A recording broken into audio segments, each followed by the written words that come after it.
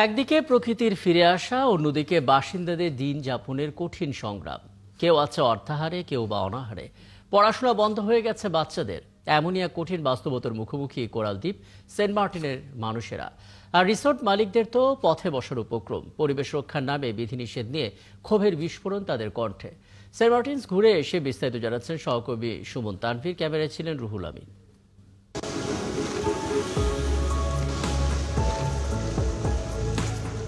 বিস্তৃত নীল জলরাশি কিংবা কাকড়াদের এমন জল কেলি খেলা।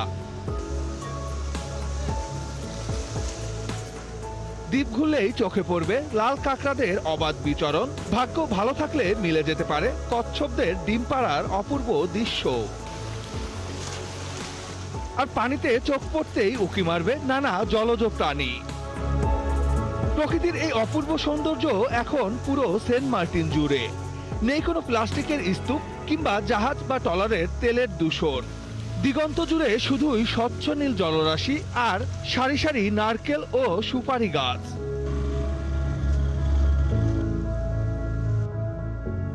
সামুদ্রিক শৈবালগুলোও ফিরেছে আপন রঙে। প্রবালগুলো যেন উপভোগ করে যাচ্ছে তাদের নির্মল জীবন। স্বচ্ছ প্রকৃতিতে আপন ছন্দে দ্বীপটির জীব বৈচিত্র্য। টানা প্রায় 9 মাস সেন্ট মার্টিনে পর্যটন বন্ধ থাকার পর প্রকৃতিতে যেন প্রাণ ফিরে পেয়েছে। স্বচ্ছ কোরাল থেকে শুরু করে লাল কাঁকড়ারা যেন ফিরে পেয়েছে তাদের আপন নিবাস। তবে প্রজন্ম থেকে প্রজন্ম যারা এই দ্বীপটিতে বসবাস করছে তারা আসলে কেমন আছে?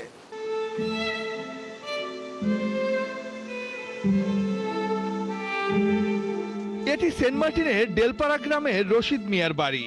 71 টিমের উপস্থিতির ঠিক আগের দিন পৃথিবীর মায়া ছেড়ে চলে যান দীর্ঘদিন ক্যান্সারে ভোগা এই মানুষটি। টাকার অভাবে চিকিৎসার শুধু ঘাটতি নয়, শেষ যাত্রায় নিষেধাজ্ঞার কড়াকড়িতে কবরের বাসটুকু জোটেনি তার। কাঠ, বাঁশ এগুলি নিষিদ্ধ। টিউনিও অনুমতি দিচ্ছে না, আমাদের এখানে কোচগাঁড়ি অনুমতি দিচ্ছে না, আর এখানে আমাদের চেয়ারম্যান, বর্তমান চেয়ারম্যান আছে, উনিও অনুমতি দিচ্ছে না। সেই জন্য বাট গাছ আনতে পারিনি। না পারানোর কারণে আবার আমি প্রত্যেক বাড়ি থেকে একটা দুটা করে কাঠ নিয়ে 5টার দিকে দাফন হয়েছে। 30 বছরের মধ্যে এই জিনিসটা কখনো দেখি নাই।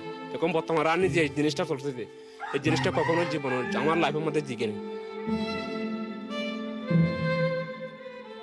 গত ফেব্রুয়ারিতে পর্যটন নিষেধাজ্ঞার পর থেকেই দারিদ্র্যের চরম সীমার সাক্ষী হতে হচ্ছে এ অঞ্চলের প্রায় 11,000 মানুষকে। কেউ এখন অর্ধাহারে, কেউ অনাহারে দিন কাটাচ্ছে। মাছ ধরাও বন্ধ থাকায় অনেকটা নীরব দুর্ভিক্ষ চলছে।